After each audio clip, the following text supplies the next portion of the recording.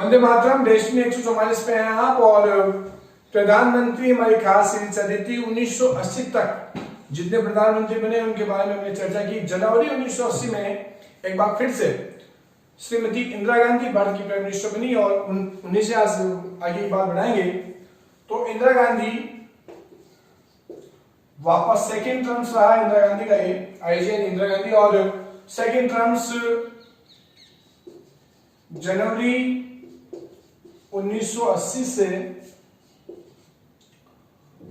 31 अक्टूबर 1984 इनका ये कार्यकाल रहा। वापस सेकेंड टर्म्स में जब मैंने पहले इससे पहले 1966 से लेकर 1977 तक इंडिया की प्राइम मिनिस्टर थी। इसके बाद में दो प्राइम मिनिस्टर नए आए, एक का नाम मोरारजी देसाई जो भारत के farmer vice president prime minister थे। इसके उनके बाद में चौधरी चरण सिंह बने जो किसान नेता थे, फार्मर लीडर थे। 23 दिसंबर को उनकी बर्थडे पर किसान दिवस मनाया जाता है, हमने पिछली क्लास में बात किया। इंदिरा गांधी 1980 से 1984 वापस भारत की प्रधानमंत्री बनी। इस कालखंड में, इस टाइम ऑफ पीरियड में ऐसा क्या हुआ जो एग्जाम पॉइंट ऑफ व्यू से बहुत इंपॉर्टेंट है। वैसे विशेष रूप से यहाँ पर ज्यादा हमें बात नहीं करेंगे क्योंकि इससे पहले हमने बहुत कुछ इनसे जो पूर्ववर्ती काम रहे हैं उनके हमने काफी चर्चा की है। यहाँ पर मोस्टली हमें एक चीज याद रखनी दोस्तों कि जब सेकंड टाइम वापस से बने तब ब्लू स्टार ऑपरेशन हुआ, दंगे हुए और इन्हीं दंगों की भेंट प्रधानमंत्री खुद इंदिरा गांधी भी चल गई। 31 अक्टूबर 1984 को प्रधानमंत्री निवास पर इनकी हत्या कर दी गई और सिख आतंकवादियों के द्वारा इनकी हत्या कर दी गई थी 31 अक्टूबर को। तो ये आप बस, और ब्लू स्टार ऑपरेशन जरूर हुआ था, ये जरूर याद रखें। Blue star operation, blue star operation ये हुआ था। ब्लू स्टार ऑपरेशन जून 1984 में। जून 1984 में सिख जो दंगाए थे, सिख जो अलगाववादी थे, जो एक अलग देश की मांग कर रहे थे जिसको खालिस्तान ये अपना एक अलग देश बनाना चाहते थे, इन्हीं को रोकने के लिए, आतंकवादी घटनाओं को रोकने के लिए स्वर्ण मंदिर में एक ऑपरेशन चलाया गया जो गोल्डन टेम्पल है स्वर्ण मंदिर अमृतसर में। उसी स्वर्ण मंदिर में आतंकवादियों को मार जो एक अभियान चलाया गया सरकार की ओर से, सेनाओं की ओर से, उसी को नाम दिया गया ब्लू स्टार ऑपरेशन। और ये किस प्राइम मिनिस्टर के टाइम हुआ था? श्रीमती इंदिरा गांधी के वक्त हुआ था। तो 31 अक्टूबर को इनकी हत्या कर दी गई। इंदिरा गांधी के बर्थडे और इनकी तमाम चीजें हमने पहले पढ़ लिया, इनके अवार्ड वगैरह या अंग्रेजियों से इनके काम वगैरह। 31 अक्टूबर 1984 को इनकी हत्या कर दी गई, ये याद रखेंगे। और इनकी हत्या के बाद 31 अक्टूबर को एक और बहुत बड़ा दिवस मनाते हैं, एकता दिवस, राष्ट्रीय एकता दिवस 31 अक्टूबर को किसकी याद में मनाते हैं? सरदार वल्लभ भाई पटेल की जयंती। सरदार वल्लभ भाई पटेल की जयंती है 31 अक्टूबर को। 31 अक्टूबर 1875, ठीक है, 31 अक्टूबर 1875 को, 31 अक्टूबर 1875 को इनका गुजरात में जन्म हुआ। और इसी की याद में 31 अक्टूबर को क्या मनाते हैं? राष्ट्रीय एकता दिवस मनाते हैं। सरदार वल्लभ भाई पटेल भारत के पहले उप प्रधानमंत्री रहे, कांग्रेस के अध्यक्ष भी रहे। कराची अधिवेशन 1931 में, बाढ़ गोली हो, खेड़ा किसान आंदोलन हो, हर जगह इन्होंने अपनी एकता और अपनी जो लीडरशिप है उसका एक बहुत बड़ा परचम लहराया है, ठीक है। तो 31 अक्टूबर को आप ये भी याद रखें। और 31 अक्टूबर को इंदिरा गांधी की हत्या हुई थी, आप ये 7 तौर पर याद रखें। सतवंत सिंह, बहन सिंह और केहर सिंह इनके उस हत्या की साजिश में शामिल थे। आगे की हम बात करेंगे दोस्तों। तो इंदिरा गांधी की हत्या के बाद इन्हीं के पुत्र श्री राजीव गांधी को भारत का प्रधानमंत्री बनाया गया। हालांकि उस वक्त राजीव गांधी कोलकाता में थे, उनको हवाई जहाज उड़ाने का बहुत शौक रहा और पायलट थे वो, तो तत्काल प्रभाव से उनको बुलाया गया और 1 नवंबर 1984 को उन्होंने प्रधानमंत्री की शपथ ली। तो आगे के प्रधानमंत्री की हम बात करेंगे। श्री राजीव गांधी राजीव गांधी, ठीक है। राजीव गांधी का कार्यकाल 1984 से 1989। विशेष रूप से इनके बारे में जो तथ्य हैं वो हम थोड़ा सा उस पर बात करेंगे। इनकी जयंती पर सद्भावना दिवस मनाते हैं। 20 अगस्त को इनका जन्म हुआ, और सद्भावना दिवस, सद्भावना दिवस, ठीक है। ऐसे कौन से प्रधानमंत्री है जिनकी जयंती पर सद्भावना दिवस मनाया जाता है? श्री राजीव गांधी, ठीक है। इनका नाम राजीव इसलिए रखा गया क्योंकि इनकी जो नानी थी कमला नेहरू, और कमला और राजीव दोनों एक दूसरे के पर्याय हैं, तो इसी के नाम पे इनका नाम राजीव गांधी रखा गया। और दो भाई थे, संजय गांधी और राजीव गांधी। संजय गांधी की 1980 में हवाई जहाज दुर्घटना में पहले मृत्यु हो जाती है, और इसके बाद में जब ये बड़े भाई यानी जो राहुल गांधी है उनके पिताजी, तो 20 अगस्त सद्भावना दिवस इनके बर्थडे को। इन्हीं के शासनकाल में बहुत से संवैधानिक जो परिवर्तन हुए उन पे हम बात करेंगे। दोस्तों, 10वीं अनुसूची जोड़ी गई, 52वां संविधान संशोधन, ठीक है। कब? 1985 को। ये बिल्कुल आप सीधा से याद रखें।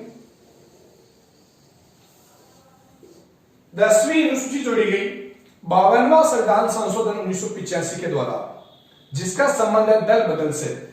किससे है? दल बदल कानून से, ठीक है। तो दल बदल कानून का संबंध किससे है? 10वीं अनुसूची। कब जोड़ी गई? 1985 में। कौन सा संविधान संशोधन? 52वां संविधान संशोधन। तो 52वें संविधान संशोधन के द्वारा 10वीं अनुसूची जोड़ी गई। मित्रों, यहां पर हमें यह समझना है कि इस 10वीं अनुसूची का संबंध का मतलब क्या है। तो यहां पे सीधा सा कॉन्सेप्ट ये है कि देखिए, पहले क्या होता था, और 1967-68 के आसपास हरियाणा में कुछ ऐसे नेता हुए हैं जो एक ही दिन में 4-4, 5-5 दल को बदल देते हैं। और राजनीति में तो कोई किसी का सगा नहीं है ना। आजकल तो वैसा भी कोई किसी का सगा नहीं है, कोई किसी के साथ में नहीं है, और सबसे बड़ी बात है कि स्वार्थी जमाना है, सब अपने स्वार्थ में है। तो राजनीतिक तो नेता तो अपने बाप के भी नहीं होते।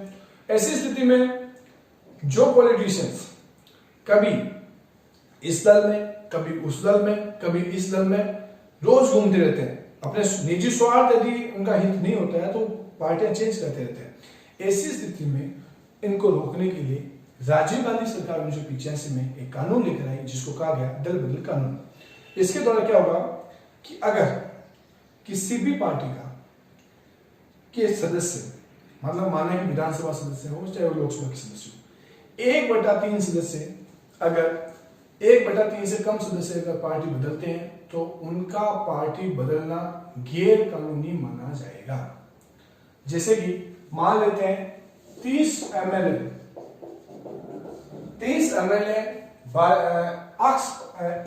अक्स पार्टी के हैं, और इस 30 में से 8 एमएलए वाई पार्टी में जाना चाहते हैं, तो क्या ये वाई पार्टी में जा सकते हैं? जा तो सकते हैं, लेकिन ये फिर एमएलए नहीं रहेंगे, क्योंकि 1/3 सदस्य होना कंपल्सरी होता है। अगर 10 एमएलए पार्टी चेंज करते हैं तो इसको क्या माना जाएगा? वैलिड माना जाएगा। अगर इसी स्थिति में 1/3 से कम है तो इसी स्थिति में उनको इनवैलिड यानी गैर कानूनी माना जाएगा, अवैध माना जाएगा, ठीक है। तो ऐसे जो रोज पार्टी बदलते हैं उनको रोकने के लिए इस कानून की जरूरत पड़ी, और ये कानून लाया गया। 2/3 सदस्य, 2/3 जो मेंबर है वो नई पार्टी बना सकते हैं, और 1/3 सदस्य पार्टी चेंज कर सकते हैं। कौन से शेड्यूल्स में? 10th schedule. कौन से वर्ष में? 85 में, 1985 में। प्राइम मिनिस्टर कौन थे? राजीव गांधी। उस वक्त भारत के राष्ट्रपति कौन थे? ज्ञानी जेल सिंह, ठीक है। और हमने बता दिया कि कैसे इनका पार्टी का चेंज होना और जाना एक दूसरे में, आप समझ सकते हैं। दोस्तों, राजीव गांधी सरकार में एक बहुत बड़ा एक विवाद भी हुआ वीटो को लेकर, वीटो पावर जिसको हम कहते हैं, और वो वीटो पावर इस्तेमाल किया था ज्ञानी जेल सिंह ने ही, जिसको कहते हैं जेबी वीटो। तो 1986 में डाक विधेयक पर वीटो इस्तेमाल किया, ठीक है। 1986 में डाक विधेयक पर वीटो इस्तेमाल किया। कौन सा वीटो? JP veto. किसने किया? ज्ञानी जेल सिंह ने, ठीक है। वीटो कौन से आर्टिकल में है? अनुच्छेद 111 में, 111 में। और जेपी वीटो का सीधा सा कॉन्सेप्ट यह है कि अगर प्रधानमंत्री या मंत्रिपरिषद के द्वारा भेजा गया कोई भी विधेयक, उस विधेयक पर अगर कोई राष्ट्रपति जेबी वीटो का इस्तेमाल कर देता है तो अनिश्चित समय के लिए वो उसकी जेब में चला जाता है। फिर किसी भी स्थिति में जब तक वो उसकी जेब में रहेगा तब तक इस पे कानून नहीं बनाया जाएगा। तो भारत में पहली बार जेबी वीटो का इस्तेमाल 1986 में किया गया। तब भारत के प्रधानमंत्री कौन थे? राजीव गांधी थे, ठीक है। और किसने किया? ज्ञानी जेल सिंह ने किया, जो पहले भारत के सिख राष्ट्रपति रहे, सबसे कम पढ़े लिखे राष्ट्रपति रहे, ठीक है। आप ये भी जान सकते हैं। दोस्तों आगे की हम जब बात करेंगे तो इनके ही शासनकाल में एक और बहुत बड़ा परिवर्तन हुआ, एक संविधान संशोधन हुआ, और जिसको कहा गया 61वां संविधान संशोधन। 61वां संविधान संशोधन, 61 कॉन्स्टिट्यूशन अमेंडमेंट, 61वां संविधान संशोधन 1989। इसमें क्या किया गया? मतदाता की उम्र 21 वर्ष से घटाकर 18 वर्ष की गई। मतदाता की उम्र 21 वर्ष से घटाकर कितने वर्ष की गई? 18 वर्ष की गई। कौन से वर्ष में? 1989 में। कौन सा संविधान संशोधन था? 61वां संविधान संशोधन था। आपको पता होगा जब 2019 में जब चुनाव हुए तब भारत में 90 करोड़ मतदाता थे। कितने? 90 करोड़ मतदाता थे। और उसमें ज्यादा मतदाता, ज्यादा जो यंगस्टर थे, जिनकी उम्र 18 से 27-28 के दरमियान थी, हम जैसे युवा, जो कई ऐसे युवा भी थे जो फर्स्ट टाइम वोट कर रहे थे, तो 18 साल की उम्र की गई थी 1989 में, ठीक है। कौन से संविधान संशोधन के द्वारा? 61वें संविधान संशोधन के द्वारा। तो ये भी कौन सी सरकार के द्वारा हुआ? राजीव गांधी की सरकार के द्वारा हुआ। अयोध्या का पहली बार जब अयोध्या में राम मंदिर का ताला खोला गया, इन्हीं की शासनकाल में खोला गया था, ठीक है। तो ये भी आप थोड़ा सा, हालांकि ऐसा आते नहीं है लेकिन फिर भी आप याद रखें। राजीव गांधी का जो निधन हुआ वो मई 1991 में हुआ। ये प्रचार करने के लिए गए थे, तमिलनाडु में चुनावी रैली थी, और उसी के दौरान लिट्टे जो है आतंकवादी संगठन, लिट्टों के जो आतंकवादी रहे संताली मुरुगन फैमिली, उन्होंने एक बम विस्फोट किया। एक महिला को माला देके दिया गया, और उस महिला का नाम भी धनु, ऐसा नाम कुछ नाम बताया जाता है, और उसी के दौरान राजीव गांधी की मृत्यु हुई थी। एक समझौता हुआ था श्रीलंका के प्रसिद्ध नेता जयवर्धने और राजीव गांधी के मध्य, जिसको कहा जाता है कोलंबो समझौता। कोलंबो समझौता, एक कोलंबो समझौता राजीव गांधी और जयवर्धने के मध्य, राजीव जयवर्धने के मध्य। कोलंबो वैसे आपको पता होगा श्रीलंका की राजधानी है कोलंबो, ठीक है। और जयवर्धने यहाँ के नेता थे, और जयवर्धने एक खिलाड़ी भी है, क्रिकेटर, महिला जयवर्धने, आपने नाम सुना होगा। कुमार संगकारा के साथ में काफी लंबे अरसे तक उन्होंने श्रीलंका की सेवा की क्रिकेट में। तो जयवर्धने समझौता, कोलंबो समझौता, जयवर्धने राजीव गांधी का समझौता, जिसको हम क्या कहेंगे? कोलंबो समझौता हुआ था। इसी समझौते के बाद में लिट्टे के आतंकवादी द्वारा एक चुनावी सभा में राजीव गांधी को बम विस्फोट के द्वारा उनकी हत्या कर दी गई। ठीक है, और देखिए राजीव गांधी की मृत्यु के बाद उनके सम्मान में एक पुरस्कार दिया जाने लगा जिसका नाम है राजीव गांधी खेल रत्न पुरस्कार। राजीव गांधी खेल रत्न पुरस्कार सर्वोच्च खेल पुरस्कार।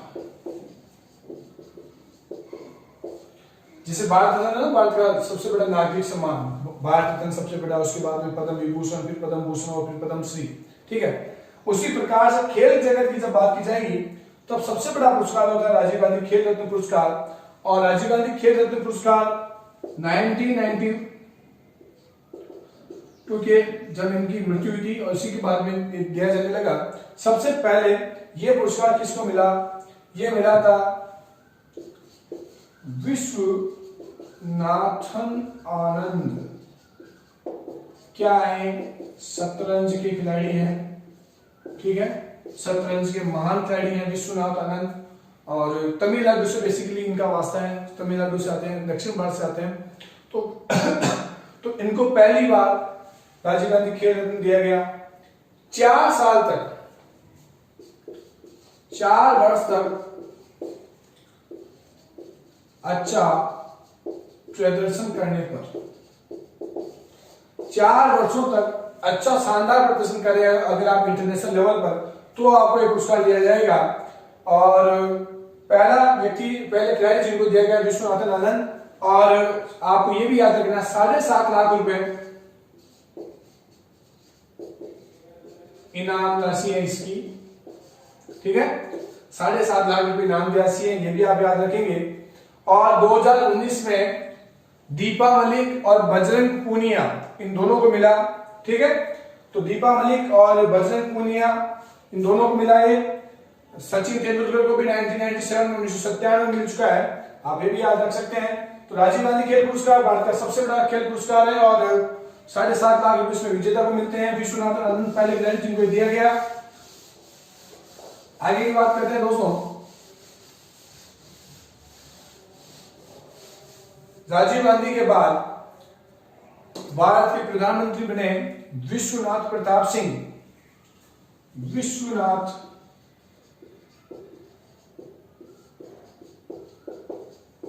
प्रताप सिंह, और इन्हीं को कहते हैं वीपी सिंह। ठीक है,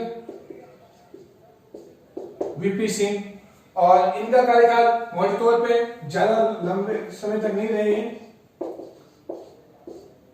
ठीक है, इनके बारे में विशेष रूप से मैं यह याद रखना है कि पहली बार जब इस चुनाव में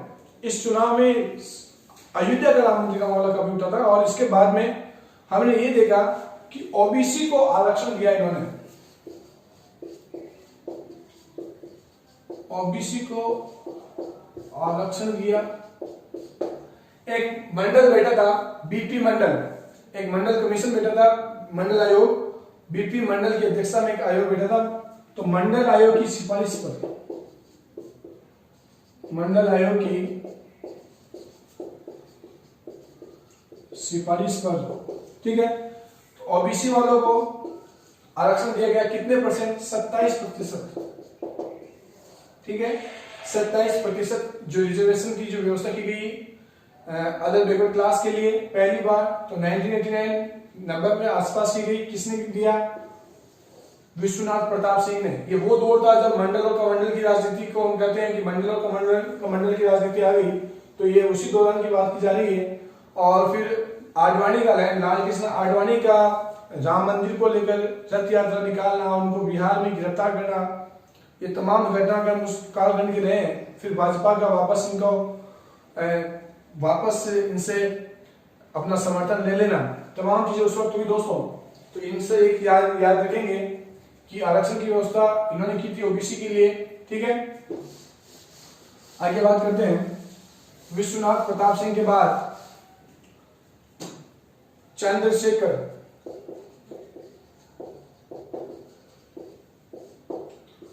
चंद्रशेखर का कार्यकाल 1990 से 1991। इन्होंने भी लाल किले पे तिरंगा नहीं फहराया। पहले ये याद रखेंगे, ये तुर्क नेता के रूप में जाने जाते हैं, दबंग नेता के रूप में जाने जाते हैं। अपनी पार्टी में होते हुए भी पार्टी की गाइडलाइन से कई बार बाहर जा चुके थे। तो एक प्रकार से तुर्क बिहारी नेता, बिहार से थे, बेसिकली बिहार से बिलोंग करते थे। और अभी जो राज्यसभा के हमारे उपसभापति हरिवंश नारायण सिंह, इन्होंने किताब लिखी है इनके ऊपर, the last icon of ideology politics, तो वो भी इन्हीं के ऊपर लिखी गई है। ज्यादा इतना महत्वपूर्ण इनका कार्यकाल रहा नहीं है, ठीक है। तो हमने पहले भी वीडियो में बता चुके हैं कि the last icon of ideology politics भी इन्हीं के ऊपर लिखी गई है। बिहार के नेता रहे हैं, तुर्क नेता रहे, और एक भी बार ये लाल किले पे इन्होंने तिरंगा नहीं फहराया। चंद्रशेखर के बाद दोस्तों, चंद्रशेखर के बाद पीवी नरसिम्हा राव भारत के प्रधानमंत्री बने। पीवी नरसिम्हा राव 1991 से 1996 तक। पीवी नरसिम्हा राव एक ऐसे नाजुक समय में भारत के प्रधानमंत्री बने जब राजीव गांधी की हत्या हो गई और देश को एक स्थायी सरकार की जरूरत थी। एक ऐसे मजबूत लीडरशिप की जरूरत थी ताकि आर्थिक और राजनीतिक जो संकट हिंदुस्तान पे मंडराया हुआ था उससे बाहर निकले।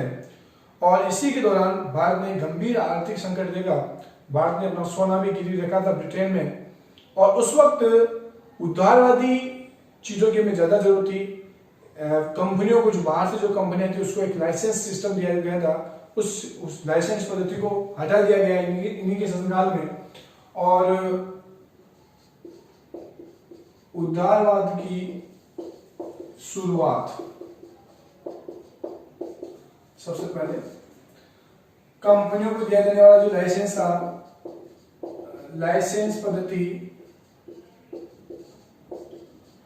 हटाई गई, ठीक है।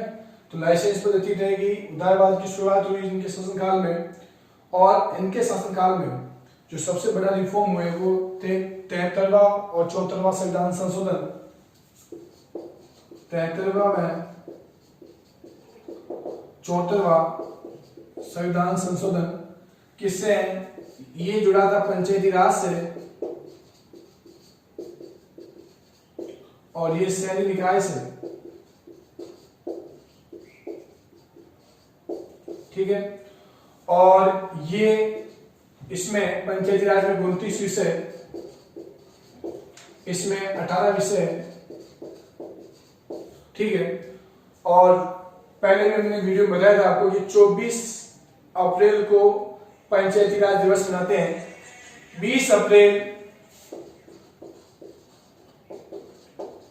1993 को भारत के राष्ट्रपति शंकर दयाल शर्मा ने हस्ताक्षर किए। शंकर दयाल शर्मा ने हस्ताक्षर किए, ठीक है। और ये उसी वक्त काल में लाया गया। तो पीवी नरसिम्हा राव के शासनकाल में 73वां और 74वां संविधान संशोधन पारित हुआ। हम पंचायती राज अब शुरुआत करने जाएंगे, इसके बाद का जो भी पंचायती राज रहेगा तो उसमें पूरा डिटेल से एक चीज इसको पढ़ेंगे दोस्तों। इससे पहले भी 64वां और 65वां संविधान संशोधन इसी से संबंधित था।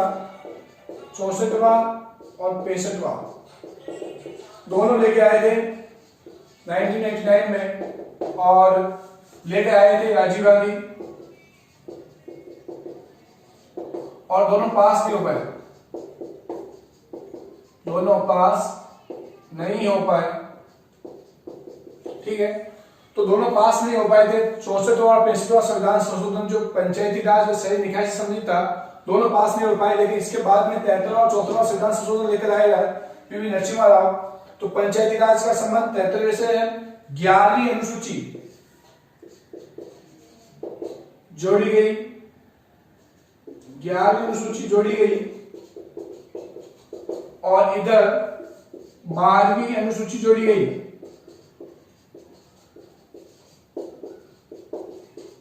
ठीक है। तो 11वीं अनुसूची 73वें संविधान संशोधन के द्वारा जोड़ी गई, और 12वीं अनुसूची 74वें संविधान संशोधन के द्वारा जोड़ी गई। और इसी को जोड़ने का जो श्रेय जिनको जाता है उनका नाम है पीवी नरसिम्हा राव। क्या है? पीवी नरसिम्हा राव। दोस्तों पंचायती राज विषय में पूरा इसमें आगे बढ़ेंगे। अब बात करते हैं कि एक आर्थिक संकट जिसकी हम बात कर रहे थे, तो उस आर्थिक संकट में भारत को बाहर निकालने में अगर सबसे बड़ी भूमिका अगर किसी ने निभाई तो पूर्व प्रधानमंत्री और महान अर्थशास्त्री, हिंदुस्तान के ही नहीं बल्कि पूरे विश्व में, जिसने अपने आर्थिक विचारों से पूरे विश्व को अपनी ओर आकर्षित किया, जिनका नाम है डॉक्टर मनमोहन सिंह। तो मनमोहन सिंह ने उस वक्त, मनमोहन सिंह भारत के क्या थे? वित्त मंत्री थे, और उन्हीं के शासनकाल, उन्हीं के रहते हुए इस गंभीर आर्थिक संकट से बाहर आए। 1996 तक ये रहे पीवी नरसिम्हा राव। उसके बाद में अटल बिहारी वाजपेयी, महान चेहरा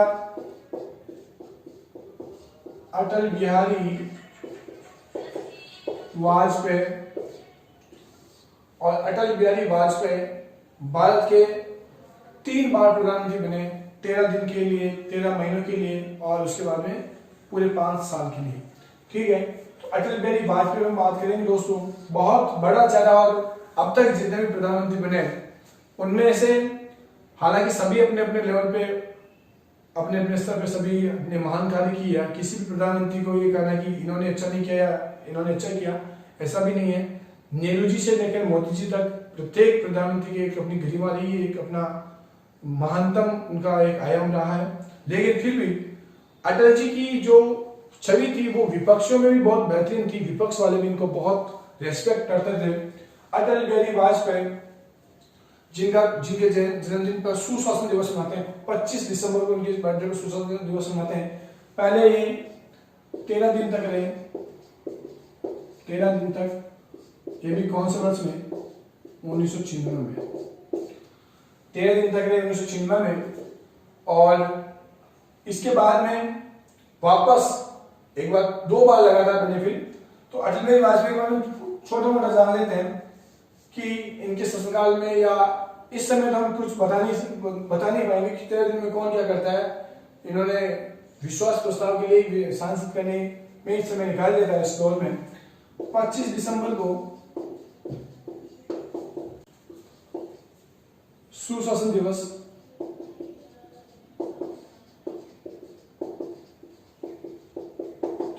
25 दिसंबर को सुशासन दिवस मनाते हैं। इनका भी जन्म यूपी में हुआ दोस्तों।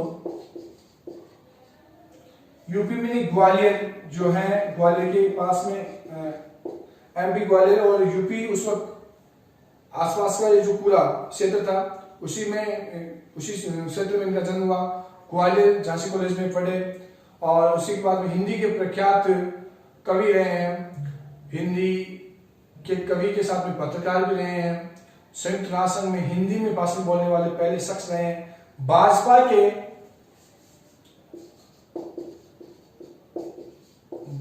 के संस्थापक, ये प्रश्न बहुत इंपॉर्टेंट है। भाजपा के संस्थापक 1980 में स्थापना की। 1980 में उन्होंने भाजपा की स्थापना की थी, और भाजपा के पहले अध्यक्ष भी बने थे। ये भी आप याद रखेंगे, अटल बिहारी वाजपेयी। इससे पहले जब मोरारजी देसाई सरकार थी तब इसमें विदेश मंत्री थे, और हिंदी में इन्होंने भाषण दिया था संयुक्त राष्ट्र संघ में। तो ये बहुत बढ़िया प्रश्न बनता है, यूएनओ में हिंदी में बोलने वाले पहले व्यक्ति कौन? अटल बिहारी वाजपेयी। 13 दिन तक रहे, और प्रस्ताव अपना विश्वास प्रस्ताव, अपना बहुमत साबित नहीं कर पाए। इसके बाद में इनको इस्तीफा देना पड़ा। ठीक है, तो अटल जी के बाद में वापस हम इन पर बात करेंगे। अटल जी के बाद में भारत के प्रधानमंत्री बने एच.डी.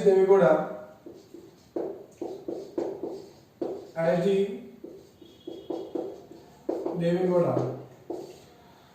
इनका कार्यकाल 1996 से 97 तक, और ज्यादा विशेष रूप से इन पर बात नहीं करेंगे क्योंकि इतना कुछ किया नहीं इन्होंने भी। कल ये कर्नाटका के पूर्व मुख्यमंत्री, कर्नाटक के पूर्व सीएम, और जब मुख्यमंत्री बने तब विधानसभा के सदस्य थे। विधानसभा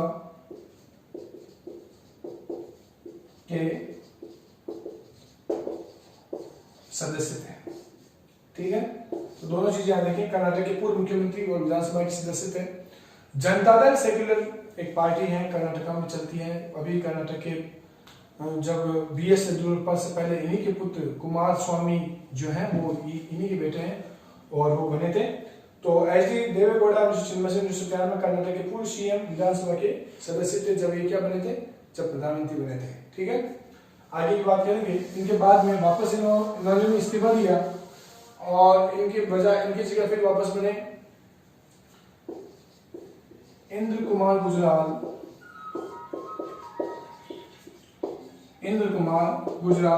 1997 से 1998 तक। इनके बारे में ज्यादा कुछ है नहीं दोस्तों। यहाँ पे सिर्फ एक बात याद रखनी की विदेशी नीतियों को लेकर जाने जाते हैं, तो विदेशी नीतियों के खिलाड़ी, विदेशी नीतियों के जानकार। ठीक है, और ये इनकी मूल रूप से इनका एक ध्येय था कि पड़ोसियों के साथ अच्छे संबंध रखें, पड़ोसियों से इनका अच्छा वास्ता हो। लुक ईस्ट पॉलिसी, जो पूर्व की ओर देखो, है ना,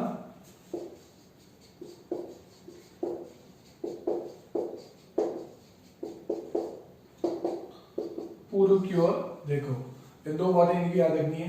पूर्व की ओर देखो पॉलिसी इन्होंने चलाई और इसके साथ में विदेश नीतियों के बहुत बड़े जानकार, विदेशी संबंधों के इनके बारे में बहुत अच्छा नॉलेज था, ये याद रखेंगे। 98 में वापस अटल बिहारी वाजपेयी बने और जो 2004 तक गए, इन पे थोड़ी सी चर्चा हम करेंगे। तो अटल बिहारी वाजपेयी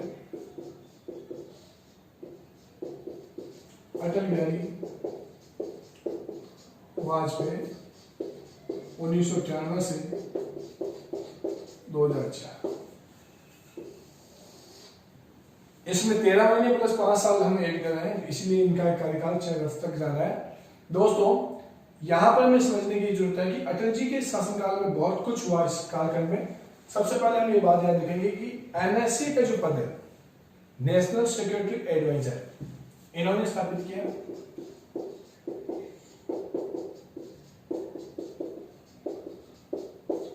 एनएसए का पद बनाया, नेशनल सिक्योरिटी एडवाइजर, राष्ट्रीय सुरक्षा सलाहकार जिसको आप हिंदी में कहते हैं। तो एनएसए का पद बनाया कब, 1998 में। और पहले एनएसए कौन थे, तो पहले एनएसए थे ब्रिजेश मिश्र नाम से उनका है, और वर्तमान में कौन है, अजीत डोभाल। तो 98 से लेकर तक 5 बने हैं, तो वर्तमान में एनएसए हैं अजीत डोभाल, आईपीएस ऑफिसर रह चुके हैं। ठीक है, पाकिस्तान में भी काफी समय तक जासूस के रूप में इन्होंने काम किया। तो अजीत डोभाल एनएसए के रूप में, और एनएसए का पद जो बना था वो उसी समय बना था 98 में, जब करगिल के युद्ध से पहले की बात की जा रही है। ठीक है, आगे की बात करेंगे। करगिल युद्ध के समय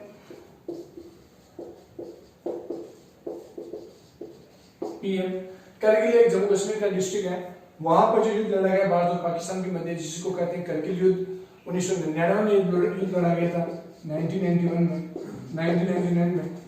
और इस युद्ध में करगिल विजय दिवस मनाते हैं 26 जुलाई को।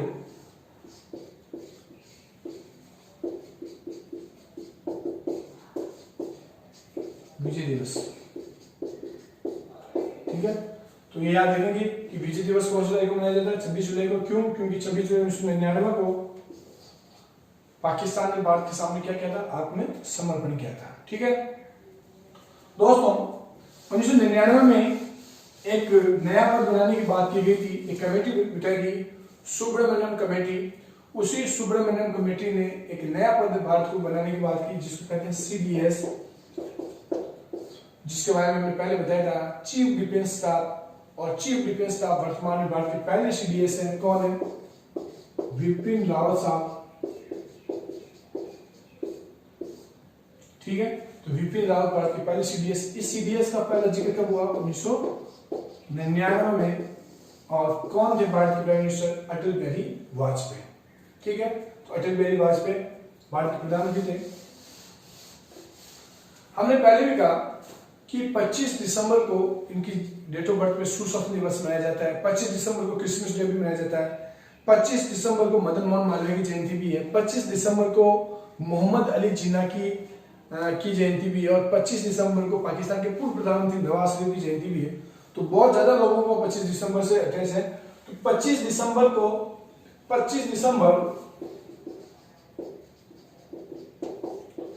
सन 2000 में प्रधानमंत्री ग्रामीण सड़क योजना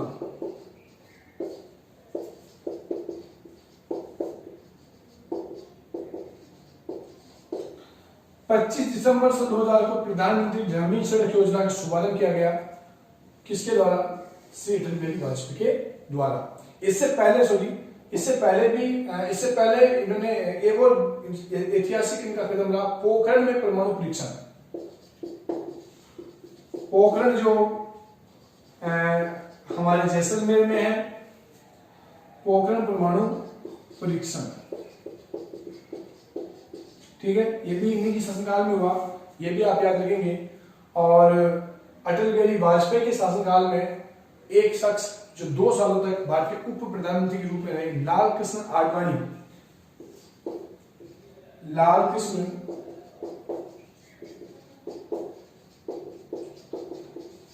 क्या रहे? वाइस प्राइम मिनिस्टर रहे। कहां, कब से कब तक? 2000 से लेकर 2002 तक, ठीक है। तो इनसे जुड़ी हुई तमाम चीजें हम देख रहे हैं। पर पोखरण परमाणु परीक्षण, 25 दिसंबर को प्रधानमंत्री ग्रामीण सड़क योजना। 1999 में ये लाहौर भी गए थे गाड़ी लेके, और बस लेके गए थे। इनके साथ में देवानंद वगैरह बड़े सुपरस्टार रहे हैं भारत के, वो भी गए। जसवंत सिंह जो भारत के पूर्व विदेश मंत्री रहे, वो भी गए। हालांकि वो समझौता एक असफल समझौता रहा, क्योंकि जैसे ही उधर हम बस में हम तो यात्रा कर रहे थे, और इधर करगिल में पाकिस्तान एक नई साजिश संस्था का परवेज मुशर्रफ के द्वारा, तो ये थोड़ा सा रहा उधर का। लेकिन लाहौर गए ये बस लेके, और 25 दिसंबर को इन्होंने अपनी डेट ऑफ बर्थ पे क्या चलाया? प्रधानमंत्री ग्रामीण सड़क योजना का शुभारंभ किया। दोस्तों, अटल बिहारी वाजपेयी जो हमने कहा कि एक प्रसिद्ध कवि रहे हैं, जूझने का मेरा कोई इरादा न था, मोड़ पे हम मिलेंगे इसका कोई वादा न था, है ना। एक प्रसिद्ध उनकी एक वो भी है, मैं गीत नया गाता हूँ, हार के कपाल पे मैं गीत नया गाता हूँ। तो बहुत सी इनकी कविता रही है। दोस्तों, अटल जी ने एक नारा दिया था साइनिंग इंडिया का, साइनिंग इंडिया का नारा दिया था इन्होंने। कब? 2004 में। 2004 में इन्होंने साइनिंग इंडिया का नारा दिया, और उधर कांग्रेस ने नारा दिया, कांग्रेस का हाथ गरीब के साथ, और दोनों के में भिड़ंत हुई, और फाइनली 2004 में अटल जी सरकार से बाहर हुए। एनडीए बन जो चला था उसको जनता ने नकारते हुए यूपीए यानी जो जिसकी मेन हेड कांग्रेस थी, उसको वहां पे समर्थन मिला।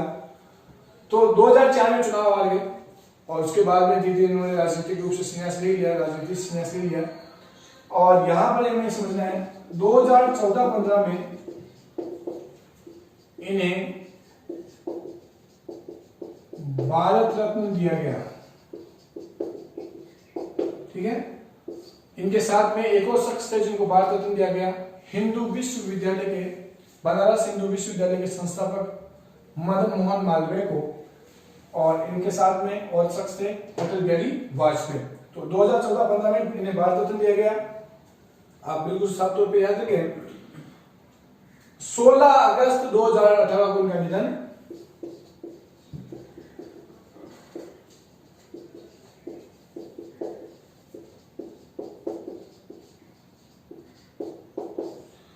अगस्त 2018 को इनका निधन, ठीक है।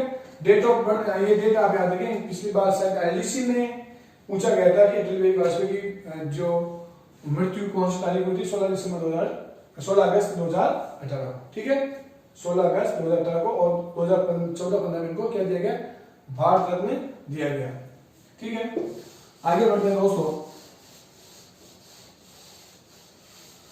डॉक्टर मनमोहन सिंह की बात करेंगे।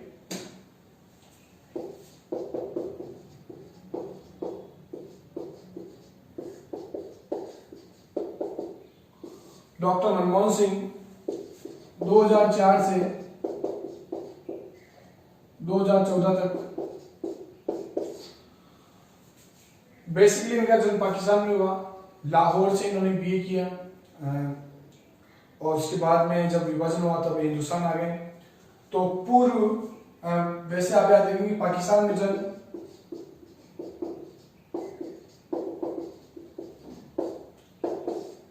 दूसरी बात यहाँ पे एक और समझने की जरूरत है, 26 सितंबर को इनकी जयंती आती है।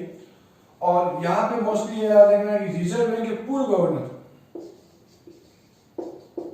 आरबीआई के पूर्व गवर्नर, ठीक है, पूर्व वित्त मंत्री, ठीक है, और प्रसिद्ध अर्थशास्त्री रहे भारत के, विश्व के, मैं कहूंगा विश्व के प्रसिद्ध अर्थशास्त्री रहे। मनरेगा जो महात्मा गांधी राष्ट्रीय रोजगार गारंटी अधिनियम 2009 में जब वापस उसको शुरू किया गया, तब इतनी बड़ी योजना को लागू किया गया, इन्हीं के शासनकाल में लागू किया गया। तो 2004 से लेकर 2014 तक ये भारत के क्या रहे, प्रधानमंत्री रहे दोस्तों। यहाँ पे आप याद रखेंगे रिजर्व बैंक के पूर्व गवर्नर, पाकिस्तान में जन्म इनका, पूर्व वित्त मंत्री, भारत सरकार में 1911 में, विशेष रूप से इसलिए याद रखें, ठीक है। आगे बढ़ते हैं, ज्यादा इतना डीपली नहीं रहेंगे यहाँ पे। और अब बात करेंगे वर्तमान भारत के प्रधानमंत्री नरेंद्र मोदी पर। तो नरेंद्र मोदी 2014 से अब तक, हालांकि जो मोदी जी हैं वो 2 बार बन चुके हैं भारत के प्रधानमंत्री। एक 26 मई 2014 को उन्होंने प्रधानमंत्री की शपथ दिया था, 26 मई 2014 से लेकर 2019 तक, वापस 30 मई 2019 से अब तक। तो हमने सीधा लिख दिया 2014 से लेकर अब तक।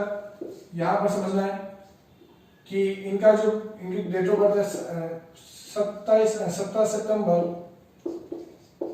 1950। आजाद भारत में पैदा होने वाले पहले एकमात्र प्रधानमंत्री, आजाद भारत में पैदा होने वाले एकमात्र पीएम, आप ही याद रखें। दूसरा यहाँ पे समझने के में जो है, गुजरात के पूर्व सीएम, आरएसएस के प्रचारक भी रहे हैं मोदी साहब, और गुजरात के पूर्व मुख्यमंत्री रहे हैं केशुभाई पटेल के बाद में। तो आजाद भारत में पैदा होने वाले एकमात्र पीएम और गुजरात के पूर्व मुख्यमंत्री, वाराणसी से सांसद है ये।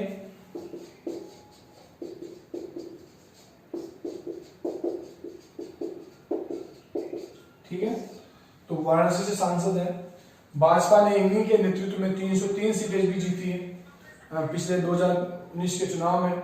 तो ये भी आप याद रखेंगे। और डेवलपमेंट की बात की जाएगी तो बहुत सी योजनाएं वर्तमान में चालू है और लगातार इस ओर आगे बढ़ रहे हैं।